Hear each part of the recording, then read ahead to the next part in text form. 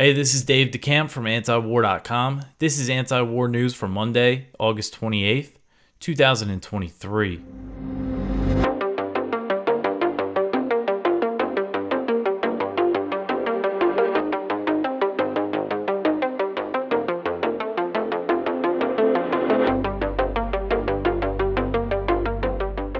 All right, first thing I want to mention today is that it is our fundraiser at antiwar.com, and the good news is now we have matching funds, which means every dollar you donate will be doubled.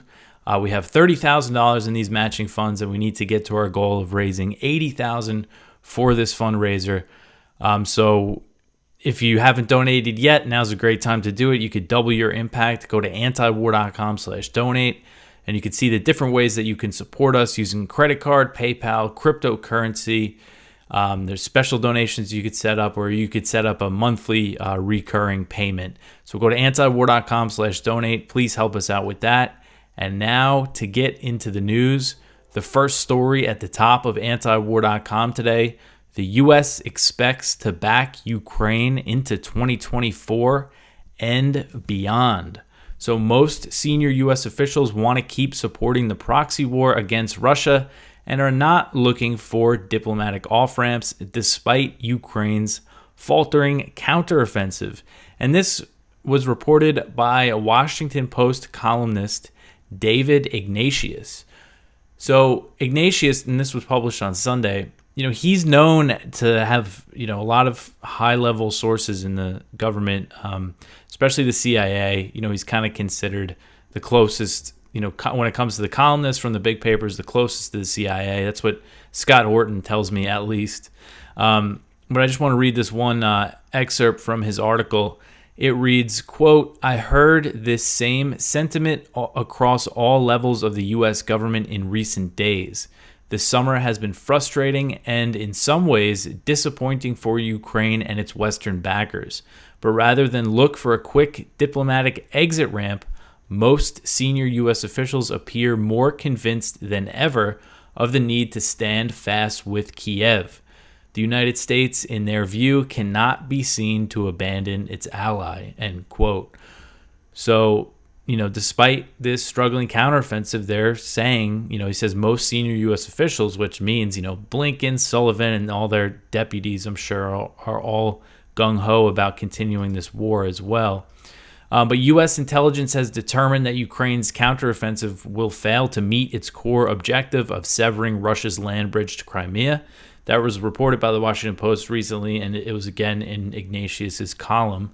But the U.S. is pressuring Ukraine to push harder and concentrate its forces to make a push toward the Sea of Azov in the south. Ignatius said the U.S. thinks Ukraine could still do some damage to Russian forces, but does not expect a decisive blow. His column reads, quote, "That means a continuation of this grueling war into 2024 and beyond, and a continuation of the heavy casualties and emotional trauma for both sides. U.S. officials believe strategic patience remains the best weapon against Russian President Vladimir Putin, who still thinks he can outlast Ukraine in the West," end quote. And I think it's pretty clear that time is on Russia's side. This is a war on their border. This isn't a war across an ocean. So I think that's interesting that they're saying they think they can, outlast Putin. I think Russia could keep this war going for a very long time. So as the Biden administration is expecting to keep fueling the war for years to come, U.S. officials are considering ways to provide Ukraine with more forms of support. And one idea is to send more types of cluster munitions. Ignatius said that there's growing backing in Washington for providing rocket-launched cluster munitions instead of just the artillery one. The cluster bombs that they've been providing so far are the 155 millimeter artillery rounds. So he's saying rocket-launched, and I guess that means from the HIMARS rocket system. So they would be able to fire them much further, from the front lines. So Ignatius said U.S. officials are expecting Ukraine to increase drone attacks on Russian territory as its forces are struggling on the ground. So on Friday, Russia's defense ministry said that Ukraine launched 42 drones at Crimea. So that's a lot. That's the biggest drone attack I've read about so far in this war when it comes to Ukrainian drone attacks on Russian territory. And Ignatius said that the attack is a foretaste of what's ahead. So these officials are saying that these drone attacks are going to keep increasing. And, I just kind of sum things up at the end of this, just saying, since Russia invaded Ukraine last year, the Biden administration has discouraged diplomacy, fueled the conflict by pouring tens of billions of dollars worth of weapons into the war zone, and rejected, the idea of a ceasefire ahead of the counteroffensive, even though there are a lot of reports, there's evidence that the U.S. and its Western allies did not think Ukraine would have much success in this counteroffensive, but they pushed for it anyway. So this is just another example. If you go back to last year, to April 2022, when Lloyd Austin said that they wanted to weaken Russia, I think that's their idea here, is to just keep this war going. And it doesn't matter that all these Ukrainians are dying, and sure, it doesn't matter that Russians are dying to them. So just keep it going, and they think they're keeping Russia bogged down here. All right, so the next one here, Zelensky says that Ukraine elections could happen if they are funded by the West. So this is interesting. Zelensky said on Sunday that Ukrainian elections could happen in wartime if Kiev receives funding from its Western backers and Ukraine's legislators are willing to hold a vote. So as I've covered, Zelensky previously said that elections could not happen because they're forbidden by Ukraine's constitution during martial law. And Ukraine recently extended martial law until November 15th. They have to extend it every 90 days. And Ukraine's next parliamentary elections are scheduled for October 2023. So that extension meant no parliamentary elections. And then the next presidential election is due to be held in March 2024. And, martial law is expected to be extended for a while because there's no sign that this war is going to end anytime soon. So Ukraine's martial law prohibits men ages 18 to 60 from leaving the country, and Zelensky has used these powers to crack down on opposition. He banned 11 opposition parties and nationalized the television media. So again, this is interesting because Zelensky made these comments in response to calls from Senator Lindsey Graham for Ukraine to hold elections in 2024. The Ukrainian leader acknowledged that his country could lose some Western support for not holding elections as the war is being sold as a battle to uphold democracy. So I kind of find this funny because, I've covered Zelensky saying there's not going to be elections, Ukrainian officials saying they can't have them under martial law, and just kind of for covering that news and pointing out that this is being sold as a war for democracy. I got just a lot of angry emails and things. One of the stories I think was reprinted on Zero Hedge, so they have a pretty huge reach, kind of calling me an idiot for thinking that there can be an election and all this. And now here you have, Zelensky saying that there could be an election, that they could change the law because Lindsey Graham is calling for it. And, this is about maintaining support and maintaining the narrative that this is a war for democracy. So Zelensky said, quote, "The logic is that if you are protecting democracy, then you have to think about this protection even during times of war. Elections are one of the protections, but there is a reason why elections are prohibited by law during wartime. It is very difficult to hold them," end quote. So Zelensky said that he told Lindsey Graham, who was just in Kiev again last week. I don't know how many times he's visited Ukraine, but it's been quite a bit, Lindsey Graham. So anyway, Zelensky said that they can hold elections if the legislators agree to change the law, and if the U.S. and Europe foot the bill to pay for election observers on the front lines, and he wants to provide voting access to millions of refugees who are living abroad, mostly in Europe. So Zelensky said the elections in peacetime would cost normally about $135 million, and that he's not sure how much it would cost to hold them in wartime. He also said that he would not use any money that's meant for weapons for an election. So he's saying, give me the money and then, we'll talk. So again, it's just kind of interesting to see. All right, the next one here, Russian authorities confirm Prigozhin's death. So this was on Sunday that the Russian Investigative Committee said that genetic testing confirmed Wagner chief Yevgeny Prigozhin was killed in an August 23rd plane crash in Russia's Tver Oblast. So the Russian investigative committee said, quote, as part of the investigation into the plane crash in the Tver region, molecular genetic examinations have been completed. According to their results, the identities of all 10 victims have been established.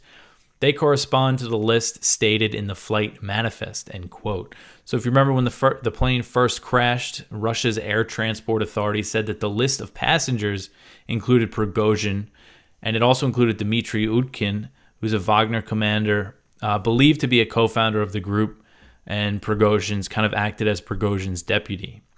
So the Russian investigative committee did not say what caused the crash. And on Friday, the Kremlin denied Western claims that Putin ordered the killing of Prigozhin in retaliation for his short-lived mutiny that took place in June. Dmitry Peskov, who's the Kremlin spokesman, called these accusations from the West absolute lies. U.S. officials speaking to media outlets said that a preliminary intelligence assessment concluded that an intentional explosion caused the plane crash, but the claim is not confirmed. We don't really know. And I mean, that's a vague thing, an intentional explosion, because, I mean, are they saying that a bomb was planted or that somebody tampered with something? It's not really clear, so we don't really know what the situation is. Maybe the Russian authorities are going to say eventually. I know there's others that suspected it was Russian air defenses. We just don't really know right now.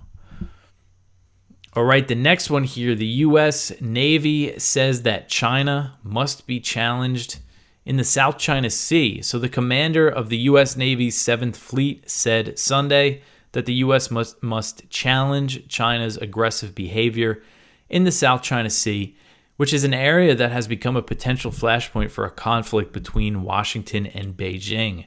So these comments came from Vice Admiral Carl Thomas, and they came after incidents between Chinese and Philippine vessels near a disputed reef known as Second Thomas Shoal. One incident on August 5th involved Chinese boats firing a water cannon on Philippine vessels that were trying to resupply a grounded ship on the reef that Manila uses as a base of operations. So Thomas assured that the U.S. would back the Philippines in the face of shared challenges and that 7th Fleet forces, which are based in Japan, are out here for a reason, as he said. He said, quote, you have to challenge people, I would say, operating in a gray zone. When they're taking a little bit more and pushing you, you've got to push back. You have to sail and operate. There's really no better example of aggressive behavior than the activity on August 5th on the shoal, end quote. So Thomas made the comments while in Manila, where he met with the head of Philippine operations in the South China Sea, Vice Admiral Alberto Carlos. And, the reason why this is such a dangerous situation is because the U.S. says that the U.S.-Philippine Mutual Defense Treaty applies to attacks on Philippine vessels in the South China Sea. So that means if this dispute between Beijing and Manila turns hot, that could mean the U.S. is at war with China. I mean, that's how serious this is. And the next one here is related. The Philippines and Australia practice retaking an island in the South China Sea. So Australian and Philippine troops backed by a group of U.S. Marines simulated retaking an island in the South China Sea amid heightened tensions in the region between Manila and Beijing. According to AFP, the drills took place at a naval base about 150 miles east of Scarborough Shoal, which is a chain of disputed rocks and reefs in the South China Sea that's been controlled by China since 2012. And it's also claimed by the Philippines and Taiwan. That's something that's interesting, is that Taiwan claims the same areas as China in the South China Sea. And I believe it was actually Chiang Kai-shek that drew the 9-dash line, as it's called, that outlines the areas that China claims. So anyway, these exercises involved about 1,200 Australian soldiers, 560 Philippine Marines storming a beach using parachutes, amphibious landing vessels, and a U.S. Osprey aircraft. According to AAP, 120 U.S. Marines also participated in the exercise. Speaking of Marines and Ospreys, in Australia, just north of Darwin, on an island, I think, a U.S. Osprey crashed over the weekend, killing 3 U.S. Marines. And just a few weeks ago, Australian helicopter or plane crashed while they were doing drills with the U.S., killing a few Australian troops. So this landing that they simulated was part of exercise Alan, which is the first ever joint amphibious military exercise between Australia and the Philippines. Philippine President Ferdinand Marcos Jr., also known as Bang Bang, so he was there, and so was visiting Australian Defense Minister Richard Marles, and they observed the mock beach assault. Marcos had kind of an interesting quote. He said, quote, "Considering that there have been so many events that attest to the volatility of the region, this kind of exercise, this kind of close strategic cooperation between countries around the region is extremely important," end quote. And so the U.S., this is part of the U.S. plans, is to encourage its allies to increase military cooperation. This is all part of this plan to prepare for, a future war with China in the region. That's what they are doing. So I want to take this moment to mention our sponsor for today's show, and that is the Expat Money Summit. So if you go to expatmoneysummit.com, you can reserve your free ticket to the summit, which is going to be held on October 2nd to October 6th. And more than 30 experts with decades of experience will reveal how you can reclaim your freedom abroad, legally reduce your tax bill, and maximize your returns with zero fear or worry. So this is hosted by Mikkel Thorup, who's the head of Expat Money, and he has a very unique skill, unique knowledge that he brings to people that are considering moving out of the country or getting a residency, kind of a backup plan. And, it's a shame because I talk about the South China Sea a lot, and I've only been to Cambodia in Southeast Asia, and Singapore actually, but I loved it. Southeast Asia is an amazing place. And it's unfortunate that, there might be a big war there in the future. Because I did Mikkel's podcast, the Expat Money podcast, and we were talking about where is a good place, if you want to move out of the U.S. or if you live in a different country and you want to move out. He's from Canada, Mikkel. Where's a safe place if World War III breaks out? And what we concluded was South America, Central America, kind of removed from where, these showdowns, big battles could go down.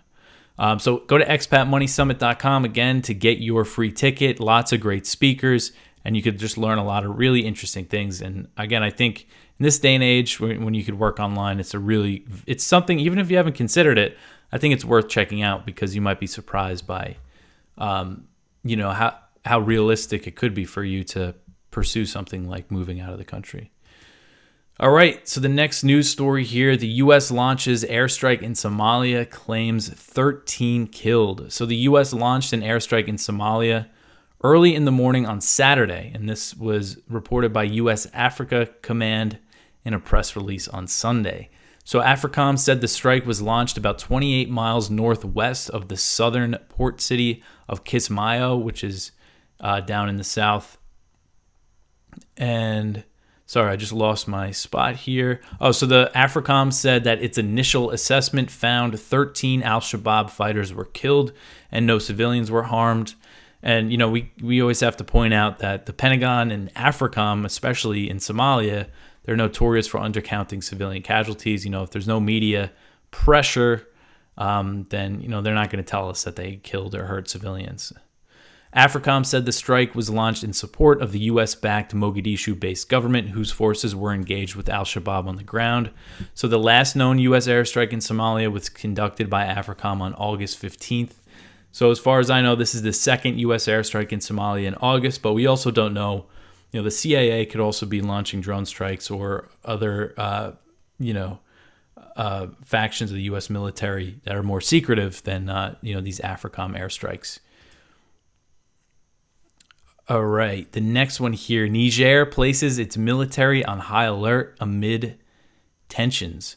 So Niger has placed its military on maximum alert over fears that the Economic Community of West African States, ECOWAS, will invade to reinstate Nigerian President Mohamed Bazoum, who was ousted in a July 26 coup.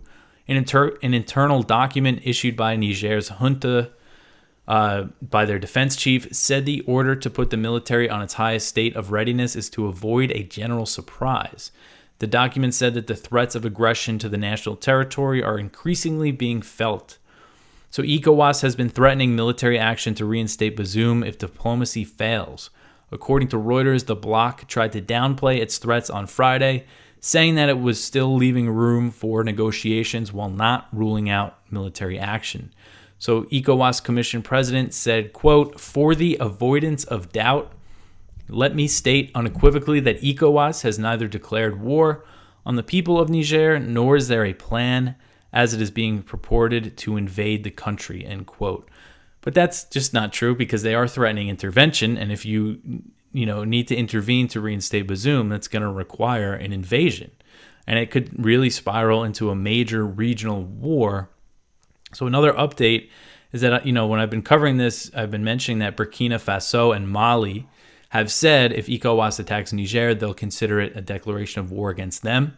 Well, Niger has given them the authorization to send troops if they are attacked. So it looks like they will be intervening if ECOWAS launches the invasion. And also on Friday, the Niger junta ordered the French ambassador to leave the country within 48 hours. And that demand was rejected by France. They said, nope, you have no authority. This post-coup government has no authority.